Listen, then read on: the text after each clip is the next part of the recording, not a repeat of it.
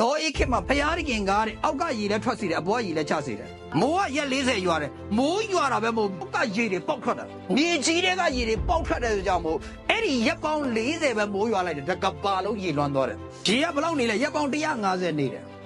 အဲ့ဒါပြီးမှရေကခန်းတယ်အခုငလင်နေဖြစ်တယ်ကဘာမှာကတ်အမျိုးမျိုးဖြစ်တယ်အဲ့ဒါအားလုံးဟာကျန်းစာထဲမှာပါပြီးသားကျွန်တော်တို့တော့ဘာမှမထူးဆန်းအောင်ဆိုပြောချင်တာကဖယားသခင်နဲ့ကျွန်တော်တို့ရဲ့ဆက်ဆက်မှုကိုကျွန်တော်ပြောချင်တာ။ညာကိုးဝယ်ယုံတစ်ခုတည်းပဲမဟုတ်ဘူး။တမန်ကျမ်းစာဘာလို့လေးလာခိုင်းလဲ